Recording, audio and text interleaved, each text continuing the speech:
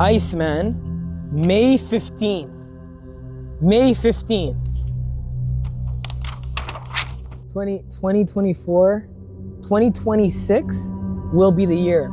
Am I reading this wrong?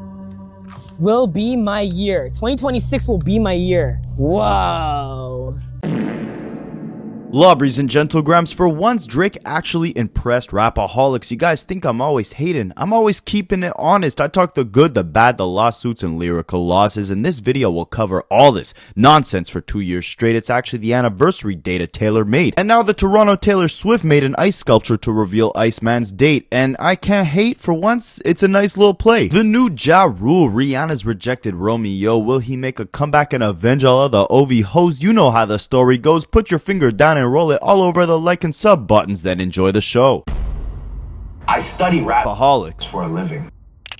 I need to take you guys back to 2016 for a minute, because what we are witnessing right now is like a complete 180 of that time period when it comes to Drake. Now, when it comes to Drake, drop a comment if you got that reference. Spicy. So think about 2016 and 2026 for La Brianna. 2016, he had just come off the heels of his rap battle with Meek Mill. His whole legacy tested when the world found out he had ghostwriters. I just want to know if you ain't right there running through the six shit. Tell me who the fuck was Quinn running through the six with her.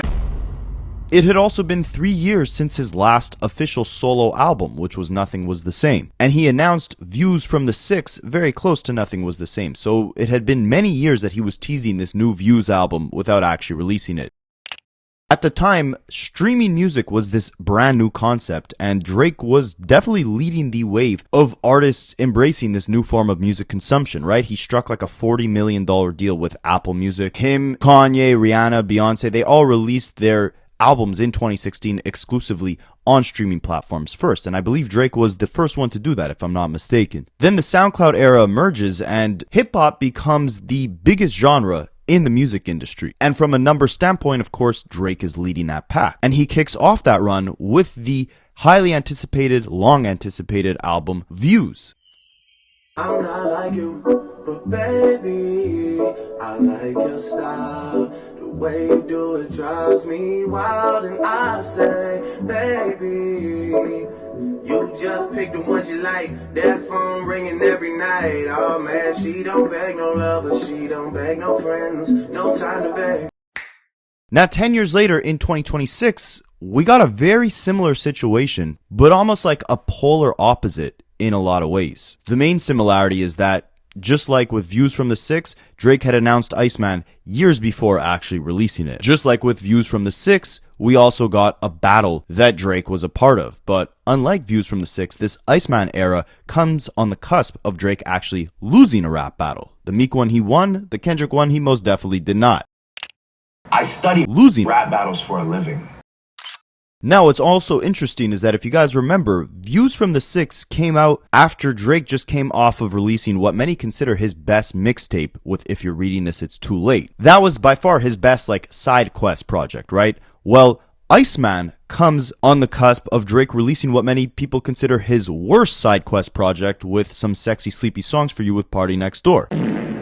Views had its first single, Hotline Bling, be released actually the same week as his Meek Mill diss track, Back to Back, almost a year before the Views album actually released. And similarly with Iceman, Drake released What Did I Miss, the first single for the album, almost a year ago at this point, right? So both of them had these long drawn out rollouts. Now remember how I said, back then when Views came out, that was like the beginning of the streaming era and really kicked off both Drake and hip hop as a whole's dominant run on the charts.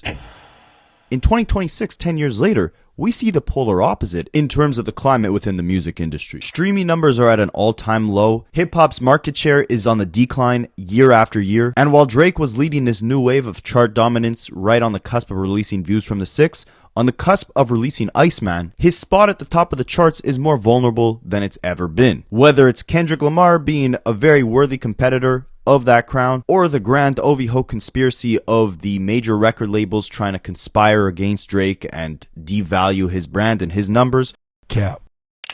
Or maybe it's the youth that has put their attention towards more underground artists and they're not paying attention to Drake the way they were 10 years ago. I bring up all this to say that Drake's back is most definitely up against the wall, and it draws a lot of parallels to another pivotal point in his career with Views from the Six. But I bring up that major difference as well because back then, Drake didn't necessarily have to prove his lyrical capabilities, his creative strength.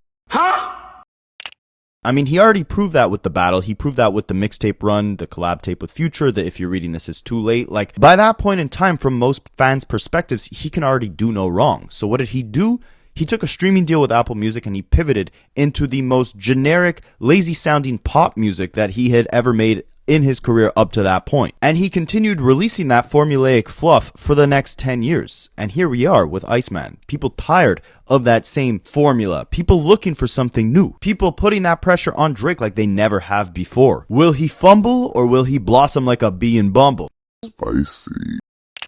No, I think the whole lawsuit definitely derailed Drake's rollout. I think in terms of what he was going to talk about on the album, how he was going to display it in the live streams, and when he was going to drop the project, all had to get readjusted after the judge basically threw out the case. But of course, he started this Iceman rollout last July or June, like it's been a damn year pretty much, where he did the first live stream in his hometown of Toronto, driving an ice cream truck, delivering ice cream sandwiches to little kids. Yo, shout out to all the 12-year-olds in the building, what's up? I'm just kidding. He was driving an ice delivery truck and measuring out these bricks of ice. Now, a full year later, things have come full circle in this rollout. But before we get to that, we first got this last week.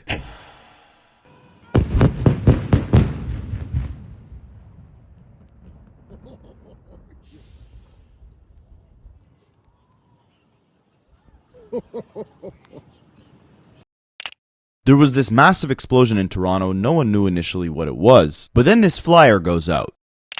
And this is where Rapaholic starts to get pissed off, alright? You could see here. It's a notice that something is going to be filmed, basically saying that they got permission from the city of Toronto to actually, film this big explosion. But whatever he was filming here, whether it was a music video, Iceman episode, who knows? But the name of it is Project Bot. Aside from the fact that I feel like a lot of people forget, it was only in November, a couple months back, that Drake was the center of a lawsuit where he was actually accused of allegedly having fraudulent botted streams on his music. And a month after this lawsuit hit, 21 Savage and Drake release a track together, and Spotify ends up pulling like 2 million fake streams off of the song. You can only imagine that those were botted as well. I study botted streams for a living.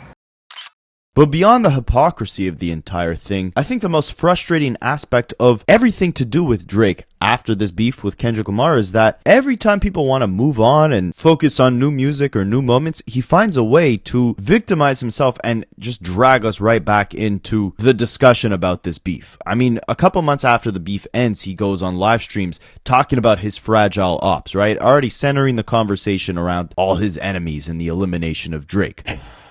Guys, then Kendrick releases GNX and we get the lawsuit from Drake. And I showed you guys in my last video about Drake, every single time that there was a new update in that lawsuit, Not Like Us would get a massive surge on the charts, showing that fans' interest was relative to every new statement Drake made or every appearance that he made in court when he was suing over rap battles. Now we're over 2 years removed from this battle, and the first potential music video that we see Drake shooting for his new album is still in relation again to this bot narrative that he put on Kendrick Lamar and UMG. That has still yet to be proven, by the way. Spicy.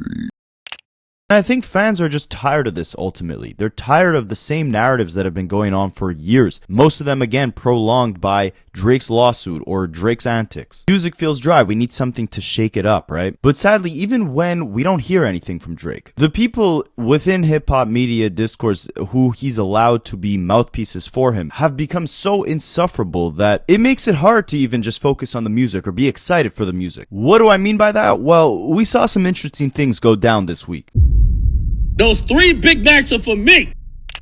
Firstly, you know how, everyone's been talking about, oh, hip-hop is dead because Drake hasn't been active. And, I even give credit where it's due. I think it's been smart that after he kind of lost that whole lawsuit, he took a little break out of the limelight, right? He stopped the Twitter fingers. He stopped the BS, rushed, formulaic, boring music. We just didn't really hear from him for a few months. Well, I think T-Pain, we need justice for T-Pain, all right? Because this is exactly what T-Pain told Drake he should do less than a year ago, and Drake trashed him online for it.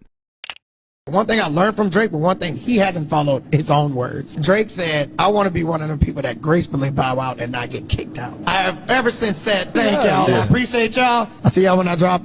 Don't worry about it. I'll just drop something. Let me know if you heard it. I'm not trying to impress y'all. Y'all don't give a fuck about live or die. Yeah. I'm done. I did everything that I was trying to do. I changed the game. I made a sound. What else? Yeah. Drake is like, no, listen. Okay, I got another one. Oh, check this out. Y'all didn't like that one? Okay, real quick. Just one more. Let me try one more. And then he's the person that he said, he didn't want to be.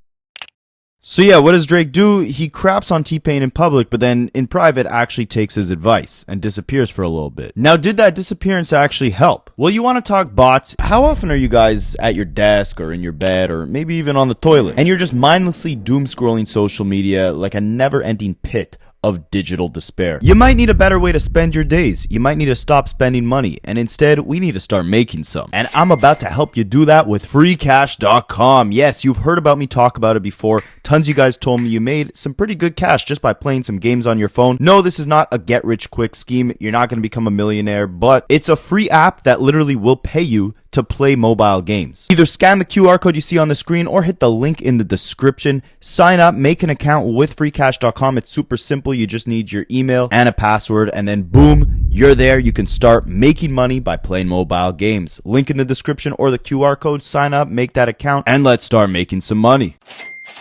After that explosion in Toronto and the whole announcement that Drake is shooting a music video for what seemingly is called Project Bot, you start seeing discussion for Iceman being on the way pop up on Twitter.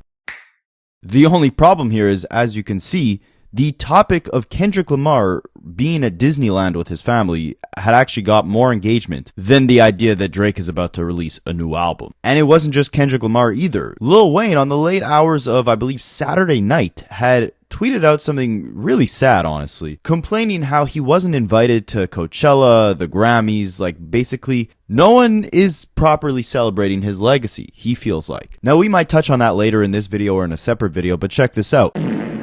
Lil Wayne, reflecting on being excluded from these events, drew in more engagement on Twitter than Drake teasing Iceman once again. And I bring this up to say, after this, lack of excitement, you start getting your usual suspects poke their heads out of the woodworks and poke themselves onto Lawbury's wood.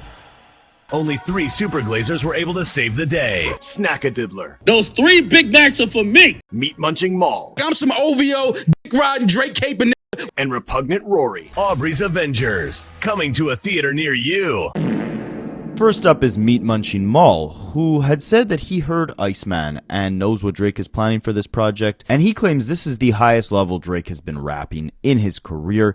Everything from the beef and all that happened after the beef was meant to be so that it could lead Drake to this very moment. This will be undeniably, I don't even want to say too much, man, but it's just, y'all don't even know what's about to happen with this album. Let me just say that. Y'all don't even know what Drake is preparing to do. Like the things he's preparing to do and the music he's created, the way he's getting ready to entertain the culture, it's on a whole different level. What's your favorite Drake album? I don't know. I thought it was Take Care. All right, well, let's go with Take Care. Do you think from what you've heard on Iceman and what we're about to hear, it's better than Take Care? Let me say this. This is some of the best raps I've ever heard from Drake. Just rapping. This is some of the best bars, best rapping. But aside from that, just what he's preparing to do is crystal clear who the top dog is after this. Cap.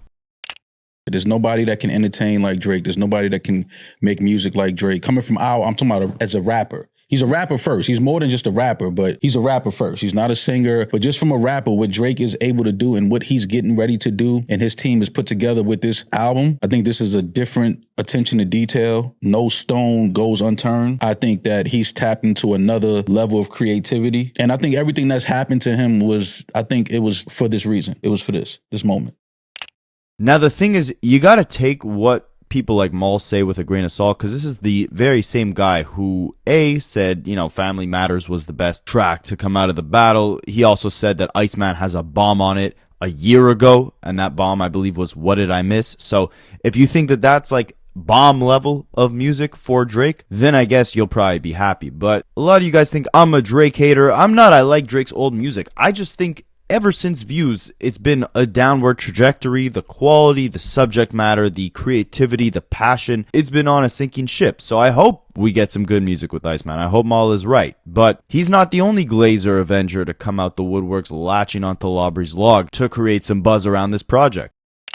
Since July of last year, DJ Big Mac of Akademiks has been teasing that Iceman is coming soon. By October, he said he got the word that Iceman was going to be a classic. By the end of October, he claimed it was on the way, that we didn't hear anything from Drake for the next 6 months, but I'm not surprised this isn't the first time that Drake has lied to Akademiks. And even in January of this year, Akademiks said that the Iceman is coming. Well, we're 4.5 months into the year, and the only thing the Iceman has came on is DJ Big Mac of Akademiks' face. Those 3 Big Macs are for me. But pay attention here. Like I said, Drake is letting the wrong people be his mouthpiece. You got Maul overhyping mid. You got Akademiks continuously saying that something is releasing when it's not. You got Adin Ross getting Drake tied up in lawsuits related to botting and beefing with Doechii because he thinks he's defending Drake's honor by doing so. So it's like even when Drake is somewhat absent, it's hard for the regular everyday individual to miss him when you got these guys speaking on his behalf. And they start ramping up the promo on his behalf, you know, constantly tweeting out Iceman is coming soon, right? So Anthony Fantano kind of tricks them all, because if I were a betting man, I would say he was completely trolling when he released this following video, but it sent all the Drake glazers within hip-hop media completely spiraling. Drake, Iceman, it is happening. Based on my exclusive source, Iceman will be dropping in the next 36 hours. Keep an eye out, keep an ear out. Iceman in 36 hours. You're welcome. Fantano is a loser and never write about anything, even reviews. This guy is a guy who got lucky to be one of the most prolific people reviewing music because he was one of the first. Doing nothing special. He was good at hate. He used colorful language that made people feel like he was really reviewing albums and shit like that. Guy who never really was into, I would say, the majority of hip hop. The guy's just a fucking loser. The point is this. He came out saying he had some exclusive source. Iceman was dropping. Chat, I'm here to tell you, just like how it was planted, the story of the 11-year-old daughter that Drake supposedly has, which Kendrick is still looking for. Maybe that's why Kendrick was at Disney World. If he can't find the 11-year-old daughter, maybe he went to Disney World to find her. I don't know. However, you know, sometimes when the hate has now turned to a stir crazy. And I told, listen, I'm not going to lie. Me and Drake, we don't even talk too much about the album because I want to be here as a fan. This is a fan experience of mine this time. But what we do have a good laugh at is the haters going through what we call Drake derangement syndrome. The haters have nothing to hate on. They don't have any material. They're making up shit. They're kind of going stir crazy. When is it dropping? Who's on it? Is he dissing this person? Is he making up with this person? What about the Hove collab? Is there a Jay-Z collab? No. Calm it down. The thing is, if we're going to talk Drake derangement syndrome, we have to talk about the fact that Akademiks spent 10 minutes on his live stream talking about Kendrick Lamar being at Disneyland. You combine that with the fact that Not Like Us and Euphoria were Akademiks' most listened to songs in 2024. I think the real derangement syndrome lies in Akademiks' closeted love of Kendrick. But let's keep going to hear him spiral on Fantano. But Fantano, he wants some type of, acknowledgement. He wanted to jump in a group chat. So we sent his trusted source to tell him the fake date. Go tell Anthony Fantano the fake date. He's never broken any news. He's the outsider. Like, actually, the outsider. Go tell him the fake shit and watch him go report it like it's the real shit. He's over here, it's gonna drop in 36 hours. Shut your pussy ass up. No, it ain't. That was just a quick chuckle. Not too big. But at least he made it abundantly clear that he's waiting for Iceman. The world is waiting for Iceman. When is it dropping? Yeah, everybody's going stir crazy. I ain't even gonna lie to you. People are really losing it right now. So you see, the main problem here is that doing this whole back and forth it completely ruins the vibe of this rollout, right? Like if Drake is really trying to start this rollout off, you even giving Fantano, feeding into his troll, you're already making you and Drake look salty as hell. And if you didn't believe that Fantano was trolling initially, take a look at his next video. Iceman is coming, but be careful interacting with this video, because if you like it and comment on it too much, Drake is gonna get shy and not release the album. Because when I announced that Iceman was gonna drop yesterday and it got 1 million views, hi Leah, it made Drake feel shy, and then him and his team, they pushed the album back. So look, I'm excited for Iceman, you're excited for Iceman. I'm gonna tell you again when the album drops once I know, but listen, when I tell you again, try not to get too excited the next time, okay? Just like be excited, but like keep the energy lower. We don't want Drake to be scared. We want him to be excited. So what's funny is that, he shows how Akademiks exploded on him once he, pretended to announce that he knew that Iceman was coming, right? Akademiks was like, how dare Anthony Fantano pretend like he has exclusive info when it comes to Drake? I did not spend 15 years of my life glazing every inch of Drake's body for this guy to get the exclusive Drake info before me. Every inch of Drake's body. So for me. And what's hilarious is that Akademiks actually pulled a Heart Part 6 on Fantano, or on himself, I should say, because with the Heart Part 6, Drake told Kendrick that the people feeding Kendrick the information, whether it was about the fake daughter or the PDF claims, whatever the case is, they're all clowns. That's what Drake said in Heart Part 6. But then a couple bars later, he said, we plotted for a week and then we fed you the information. So which one is it? Are the people that Kendrick's getting the info from complete clowns? Or are you the one that's actually feeding him the info? Or are you just the clown? I study clowns for a living.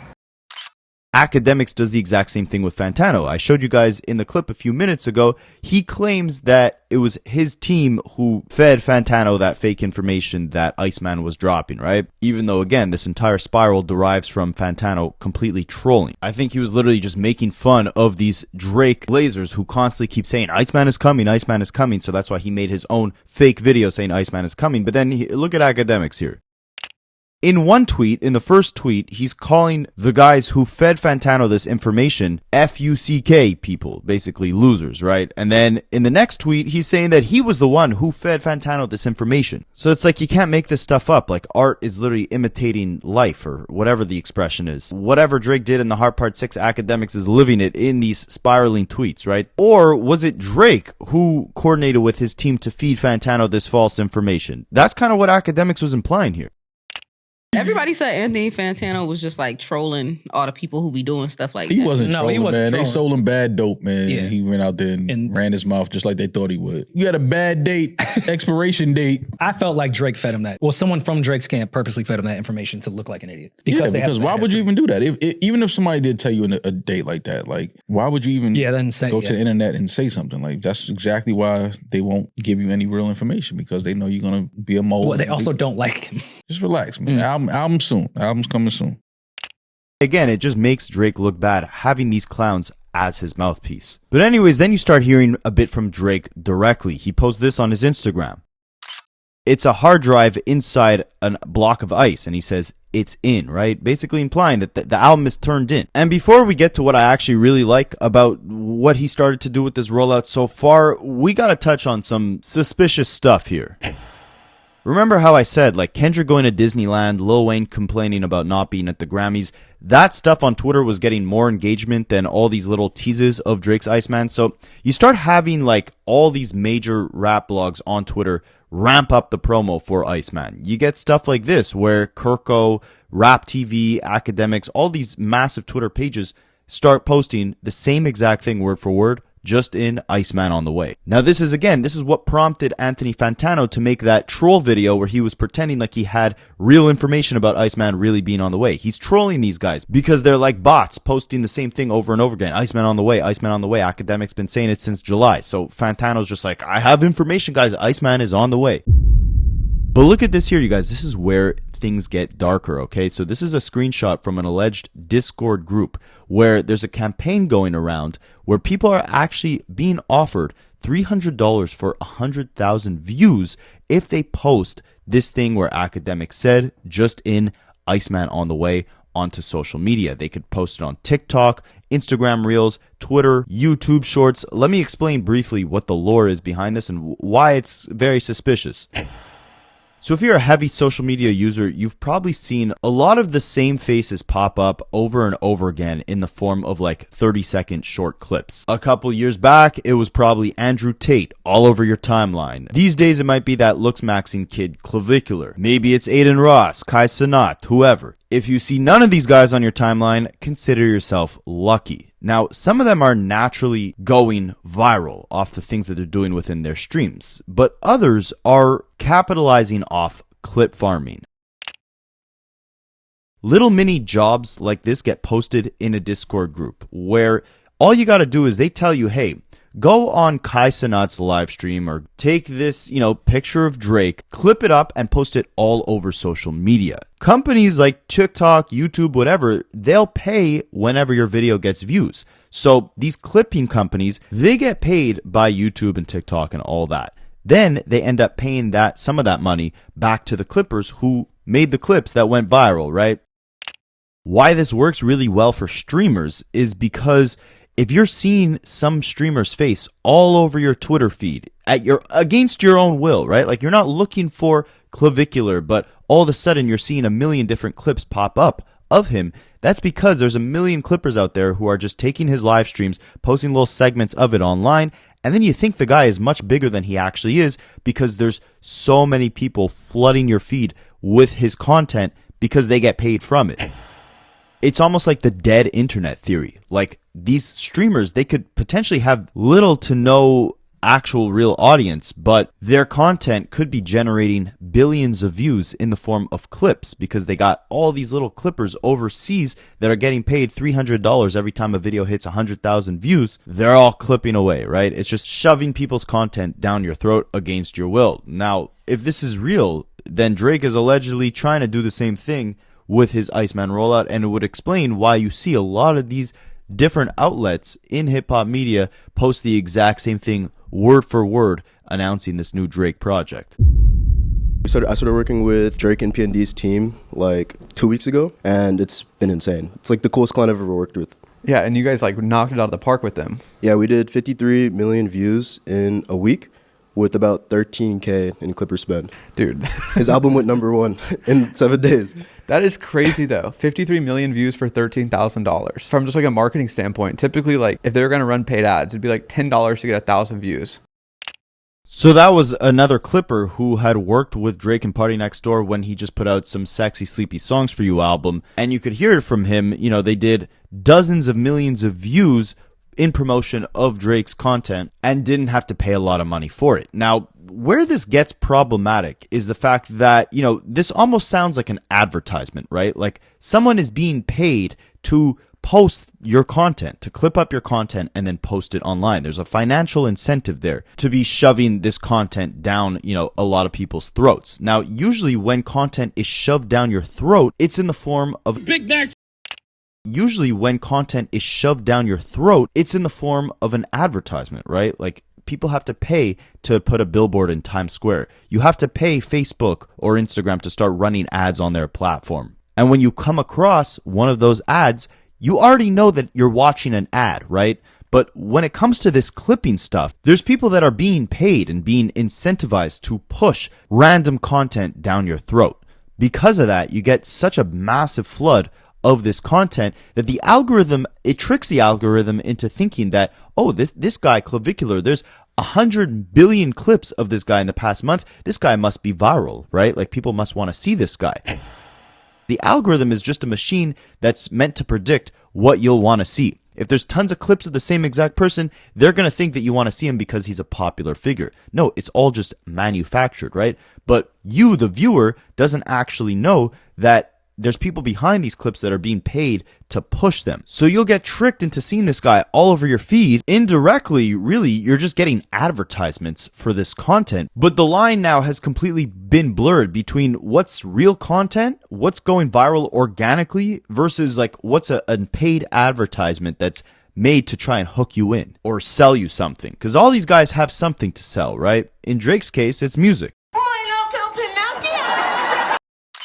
But I thought this was hilarious when Akademiks ends up getting called out for, you know, allegedly being the first one to tweet out Iceman on the way before this alleged Discord campaign of clipping got leaked online, where all the major hip-hop outlets were accused of pushing the same exact message that Iceman was on the way. Akademiks got extremely defensive and said this: "Bro, stop using your weak brain. Let me help you. Y'all doing the most. I randomly tweeted that Iceman was on the way while I was drunk outside building my sauna. Go look at my other tweet. Y'all be so disconnected, y'all think everything manufactured. People retweeted, blogs reposted, like everything else." I just found it hilarious because he said he was drunk outside building a sauna. Like, that's when you gotta know you have a problem. If you gotta be drunk for minute activities like building a sauna, which is actually an activity that requires like some form of thought, right? Like, you gotta have some sort of cognitive functionality there. For you to be like, yeah, this is a good time for me to get drunk right now. Like, I shouldn't wait until after I'm done building the sauna, you know, maybe have a little drink before I go to bed or when I get out of the sauna. No, let me build the sauna wasted. At this point, guys, like, Hennessy and DoorDash gotta be sponsoring Akademiks, or else he's doing something wrong. And yes, I'm on DoorDash. I ain't gonna lie, DoorDash gotta sponsor me, bro. Yeah, chat, I don't leave the house. I don't even know why I got 7 cars. I don't leave the house for nothing. Nigga, I don't even drive to the pet store. Yo, if I need a bottle of water, nigga, I order it. Nigga, I don't go to the store for nothing. Like, I don't go to nowhere. Respectfully, I know Millie Mall got a relationship with Drake. I ain't gonna doubt it. But let me just say this. When it comes to Drake fandom, get him out of the paint, okay? When it comes to Drake fans and Drake conversation, we start with me, okay? Start with me, and then we're gonna go down, like, probably like 5 rungs down, but he's within an arm reach. We got my man Certified Jared. Listen, the fandom starts over here. Like, him and Bend It Down, we loved him. Well, actually, I don't really care for this fuck nigga. But when it comes to real Drake shit, check these niggas out. Get them out of here. Get him out of here. Cool, you talking Drake, but we ain't listening to your opinion about the real Drake shit. Drake has a new track out. Hold On, We're Going Home is the title, and this shit is fire. Let's get some French vanilla scented candles and hop in a bubble bath just to set the ambiance for this new Drake track. Huh? Drake has turned the vulnerable feeling niggas get after 5 seconds after you come into a whole 3-minute song of pure moisture. Drake has finally cornered the simp market. Nothing Was the Same, dropping in September. It looked like this album's gonna be filled with pure moisture. Now, aside from all this buffoonery, Drake himself was pretty much moving in silence. And although these Iceman live streams were pretty boring to watch, it does seem like the central themes all did end up kind of tying into one another by the end of it. The first episode starts off, he's measuring these big blocks of ice in the Iceman warehouse, then he puts them seemingly in the delivery truck and starts driving around Toronto. The other episodes, he's carrying this bag around, trying to keep it safe. And now we see on a street in Toronto, one of the very streets that he was actually driving by in the ice delivery truck, he starts building out this massive sculpture of a bunch of bricks of ice, seemingly the same sort of bricks he was measuring out in the first live stream. And inside the sculpture, he places a bag, seemingly the same bag that he was trying to protect all throughout the different live streams. And in that bag carries the Iceman release date.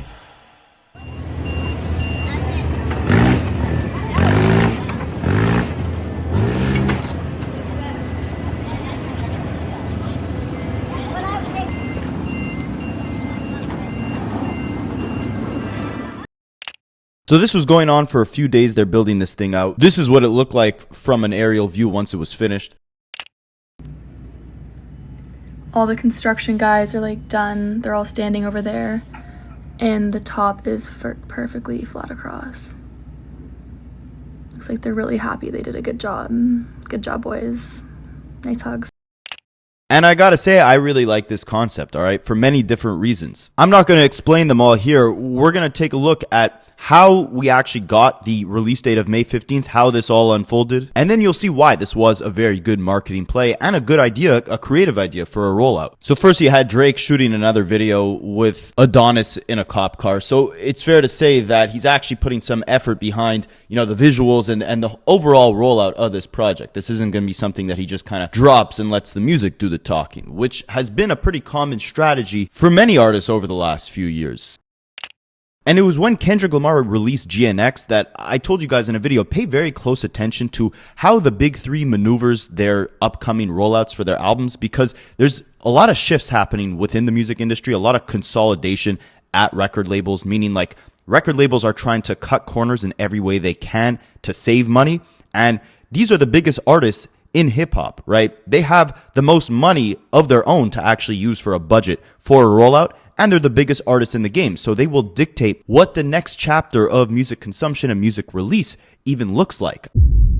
I mean, we saw this 10 years ago when Beyonce and Drake himself had surprise dropped, if you're reading this, it's too late, and I believe it was Lemonade that she surprise dropped. There were no surprise releases before that. Now we're 10 years later, and surprise releases almost feel stale at this point. It feels like artists aren't doing enough to interact with their fans. So that's why I was saying it's very important to watch, J. Cole do these trunk sales where he just goes around to different cities, connects with his fans, even takes some fans in his old Honda Civic and drives around listening to his new album in it. Or how about Baby Keem doing, a live stream in a theater performing his new album for his fans on the night of its release and releasing this whole documentary centering around the themes of his project. Or you look at Kendrick Lamar, who did a surprise release with GNX, but the rollout itself came from the moments after the album, right? The stadium tour, the Super Bowl. And now you have Drake with this block of ice. So I say all this to say, just pay attention to how the biggest artists in the industry are moving, because they're going to dictate how the next generation and the labels behind them start approaching things like album rollouts. So you can see here, he hid the release date of the Iceman album within these bricks of ice. Remember how I said I think this was great marketing, a very creative idea for a rollout? Well, reason number one is because you're still keeping that element of mystique while simultaneously getting tons of people to talk about your album. Drake didn't have to say a word. He put the release date in this block of ice, and now the entire world is focusing on how to actually access it. And that's exactly what happened right off the rip. I mean, immediately after they finished putting the ice sculpture together and Drake announced it on his Instagram, you start getting tons of people lining up right outside of it to take pictures, interact with it, whatever the case is.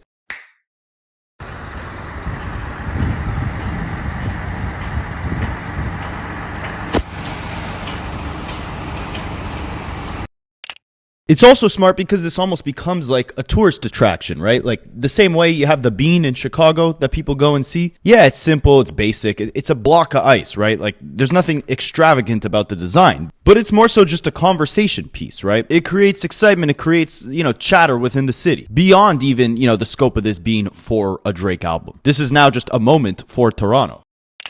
I had to come see it for myself, take a walk around the block. Because, day one OVO for life, but I'm also a fan. I'm a fan and a friend. Already on the gang. Now, another reason why I think this rollout was extremely smart is because it gave Drake the opportunity to interact with his fans on a level that's very hard to attain when you're a major artist, and also in a very unconventional way, right? Like we know Drake has been trying to infiltrate his way into the streaming world. And to me, that move has so far been extremely corny, right? Like all those live streams he did with Adin Ross and XQC, all the gambling he's pushing in these live streams, or doing speeches for Streamer University, which is a bunch of 20-year-old streamers and he's pushing 40, right? Or him pushing 40 and saying in a live stream chat that Clavicular has a micro penis. Clavicular is like a 20-year-old kid. Huh? All the streaming stuff that Drake has done, to me, just seemed desperate and out of touch. Even the Iceman live streams, I thought it was a decent concept, but the way he executed it, I thought was poor. But on the flip side, I actually think this ice sculpture is a really creative way for him to still assert some sort of dominance or presence within the streaming world and connect his world with this new, youthful streaming movement that all the kids are into, right? Because with this big block of ice, you now have all these different local streamers within Toronto going to it and trying to break it to get the release date. It's almost like a Mr. Beast style challenge that Drake here created.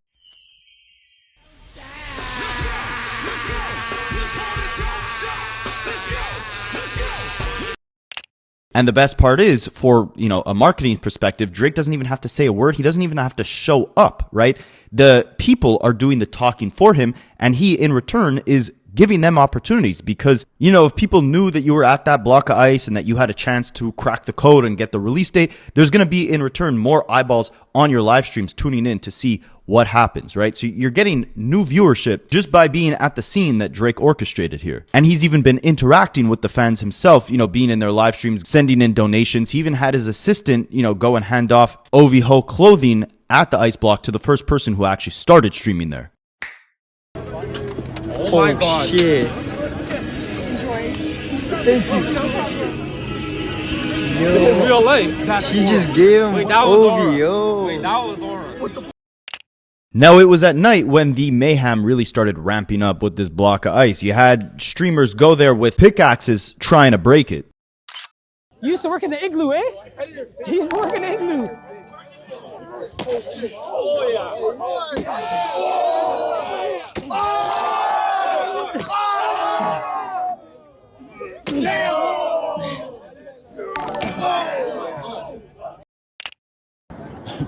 Gotta do my part. Oh my God, it's real ice, bro. This shit cold as hell. We need music. We need music. And it started going further. They got on top of the block of ice and started making fires on it to try and burn the thing down. Let's go faster. Yeah, if we get wood, we need wood. Let's not even do this right now. We need wood. You want to burn it out? Kishka come Saturday, I will come and it will be crazy. We're not going to do it just yet. Drake, drop the album. We need it. We're out here freaking.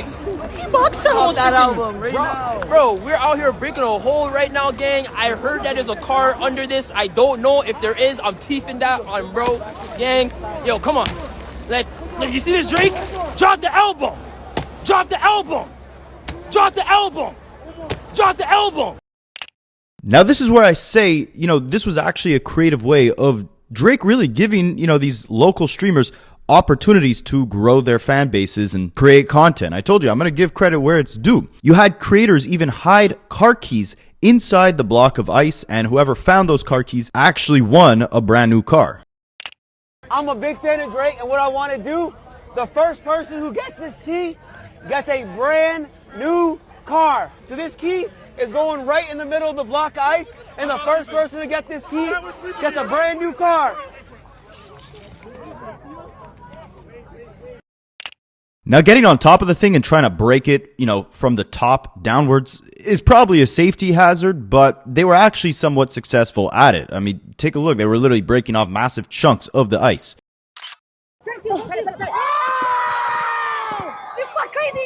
It got so chaotic that the Toronto police actually had to pull up and stop everyone.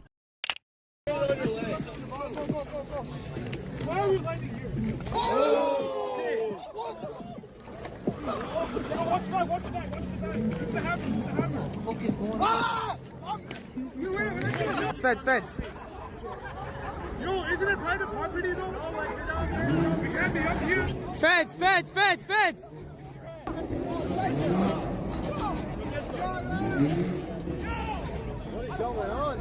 Huh? Now, the guy who ended up winning the car, there was a whole video about him getting the keys and calling his mom and whatever, and Drake had actually commented on this video saying, "This album is about to play infinitesimally, know that." And the irony is that that word actually means something that's extremely small, immeasurable, or microscopic, meaning like just small, basically. So he's saying this word, like the album is about to be played this amount of times, but the word means small. So the irony is like he's basically saying no one's going to be playing this album a lot. The guy that won the keys? What's your name? I'm Antonio. Antonio? Nice to I'm meet Zachary. you, Very brother. nice to meet you. Can I see the key? Did you risk your life for this thing, bro? Yeah, kinda, yeah. Who's the first person you want to call? My mother. You want to call her right now? I don't have data.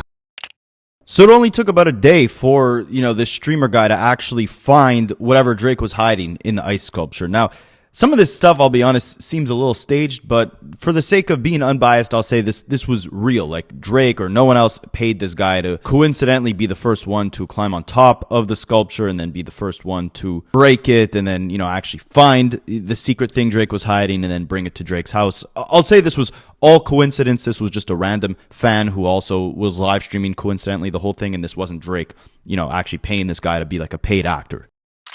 Stop recording. It's here, guys.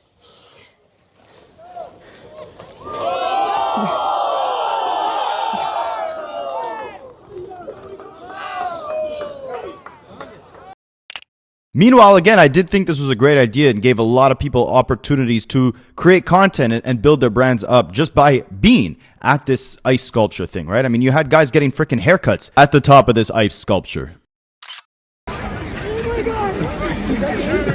Yes, line that shit up. We got our man working hard, fucking minding the grind, bro. So anyways, after the streamer found the bag, he got a message from Adin Ross basically saying to go to Drake's house in Toronto. So they ended up driving to Drake's house. They're outside, and then this happens. Yeah, we'll get off. Oh, it looks like somebody can come in. Somebody's coming in.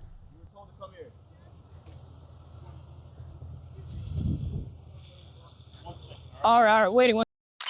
So inside this bag was a booklet that actually had, again, the Iceman release date, which we now know is May 15th. And I'm going to be out of town on that weekend, so I likely won't get any reactions out when it first drops. But as much of a, not fan I was of Drake's moves over the last 2 years, I will not be biased when it comes to the music. I'm going to do my best to give my honest critique of this actual project.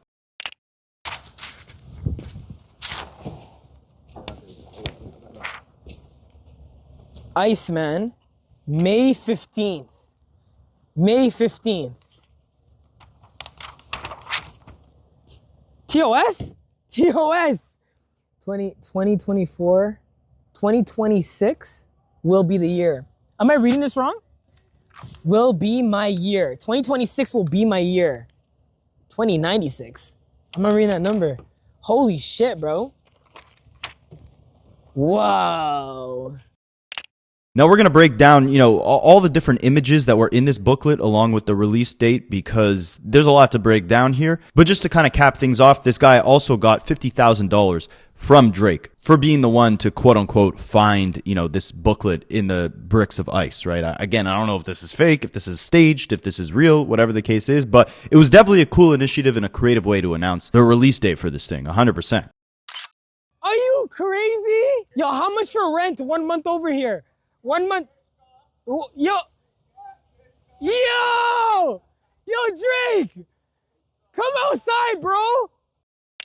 Now I'm just warning you guys in advance, brace yourself for how annoying the OV hoes are about to be if you use, any social media platform, because right after, we got the release date of Iceman, this was what they were doing under the comments of a Kendrick Lamar Instagram post from February of 2025, over a year ago. This is what they're commenting today.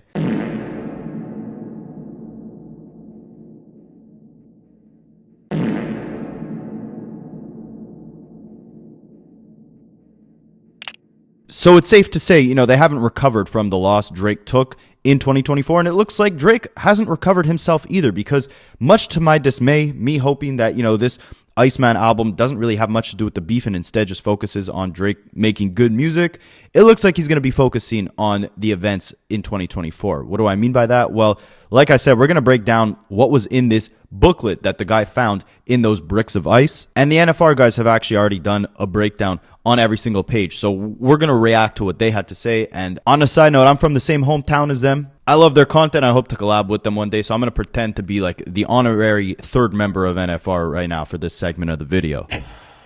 I'm not going to lie. I did expect there to be more days that passed before we actually got the date. Like, let people have fun with it. Let them visit the site. Okay, but do you know the context, actually, of how he found the bag and knew which one to start crashing? Not exactly. So no. he took a drone, and he was explaining this to Matt, who's a part of OVO's team, Okay. and the whole thing. And he was explaining to him how he took the drone and he flew it right on top of the ice structure, and he was looking for certain parts of the ice that may have the bag. He ended up finding it, and then after that, he went for that area in particular that had it. So that's super sick.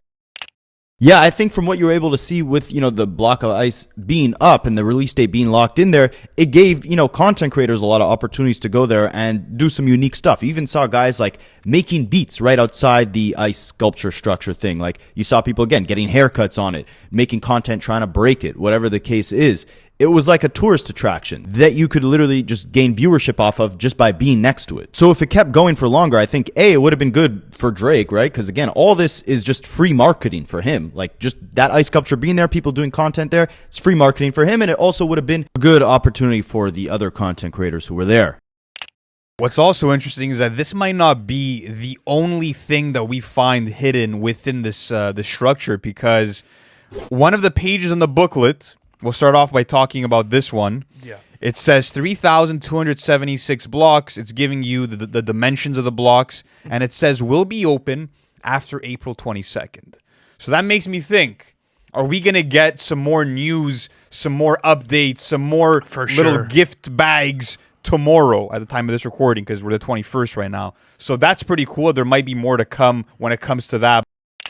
I think on a side note, he'll definitely be doing like Iceman episode 4 or whatever, his own live streams at this ice sculpture or, you know, this body of water, because the whole thing might be melted by the time, you know, Drake actually gets to it when he wants to drop the album.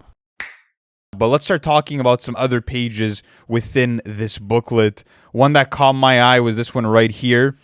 You have Drake next to some people in a club, and there's a sign that says "Save our clubs." And this is fitting just because it feels like, especially with hip-hop, bro, like there hasn't been that many hits in a long time. No hits are really sticking around. Everyone is looking to Drake to bring hits, to bring club smashers, to bring music for the summer. So I think he understands the task at hand, bro, and he's ready. For sure, he's ready. He's ready for it. Yeah, we saw Drake, you know, reference this on that song Give Me a Hug when he was talking about, you know, if Kendrick was the top guy, what would all these women be doing? Twerk with a dictionary in the strip club? Basically saying, like, the same thing he said on that Game song where he said, like, I would have all of your fans if I didn't go pop and I stayed on my conscious stuff. Essentially saying, like, he's the guy at the top because he can make club bangers, which I think is a cop-out. And also, really, I think Drake's ability to make a hit over the last 5 years has been dwindling massively. That's what I'm saying. Like, I'm a fan of Drake's old music, but a lot of his new stuff, to me, just doesn't hit the same. And you could pay attention to what's been going off in the club since, you know, the pandemic, basically. The biggest quote-unquote club hits come from people like Roddy Ricch with The Box, Playboi Carti and all of his offsprings like Yeet and Ken Carson, the female MCs like, you know, Sexy Red or Glorilla, trap artists like Gunna, Lil Baby, Future, newcomers like Big X The Plug. I definitely agree there hasn't been nearly as many hip-hop hits as there were, you know, in the late 2010s, but I think if you want to really be technical with it, that's been going on for several years now. And Drake really hasn't been the one delivering like massive, huge club bangers even before the beef. So I think this is a stupid narrative to push. It's just wrong. Also, if you pay attention, like on the next page, aside from the, you know, Save Our Clubs picture, you also have a picture of a guy seemingly in this like cemetery, but the cemetery aren't made up of, you know, human tombstones. Instead, you got like these plaques or these CDs inside the tombstone, kind of indicating that, you know, the music industry is dead. The hits are dead without Drake being there. Another thing that was prominent within the magazine was all the little Pinocchios with the sniper logo on top of them. This was a part of the branding. We saw it within the booklet, so I think that's obviously going to be a motive within the writing of the album. You also have some teased features here, right? Because Sexy Red is on one of the pages. That was pretty crazy, so I guess that's confirmed so for the album what does experience. that say on the booklet? So it just says... It almost looks like an Iceman, like... it looks like Iceman sort of iced out, almost as if it's like a chain pendant. Then after that, you had the little Pinocchio branding, and then you have a picture of Sexy Red, and it's the general one that they use on her Spotify or kind of her PR photo. How do you feel about that? Sexy Red feature confirmed. If I speak, I'm in big trouble. Another one. Okay, but before I go on to the next tease feature, how do you feel about it? I'm not happy about it, bro. I think it's one of like it's one of the names that you hoped as a Drake fan to not see on this track list. Yeah, all the Pinocchio imagery, all the Sexy Red features and type music, like, I don't think we need to hear that on this project. This is one of the highest pressure albums Drake has ever had to release. Might be the most, right? The most pressure Drake has ever been in. Why the hell would he think logically that the smart move would be to put Sexy Red on this project, unless he himself has ownership in Sexy Red's music, which, I mean, I could go down that rabbit hole, but it's a very good possibility he really does. And it's funny because I might have jinxed it, guys. Sorry. I put out a tweet a couple of days ago, funny enough. You always do this with the rollouts, bro. You did it with Cole, too, right? So 4 days ago, I put out a tweet saying, please, Drake, no Yeet, no Sexy Red, no Lil Yachty on Iceman. I'd rather have an album with no features than auto skips. Well, I guess we have that auto skip now with Sexy Red. And then I also tweeted, add Morgan Wallen to the list because Morgan Wallen is someone else who might be featured on this album. This is based on Insider Hub on X, who ended up literally tweeting out Morgan Wallen in the middle of other Iceman tweets. And we know that they're friendly. It might happen. It's a chart baity type of collaboration. Bro, I hope not, bro. I really hope not. I want to see Drake collab with people that he's made good music with, like Future, for example. Future was spotted wearing some Nocta gear. Get Future back, bro. I know they haven't had a good collab since maybe Life is Good back in 2020, but they have classics together. That's something I would get excited for.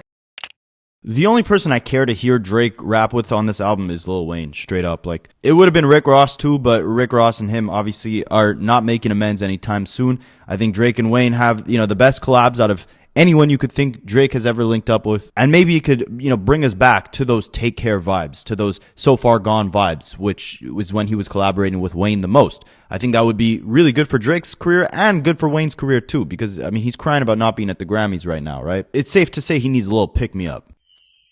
Not only that, but if you look at this page in particular with the OVO chains, right? One of those OVO chains is actually Vybz Kartel's chain.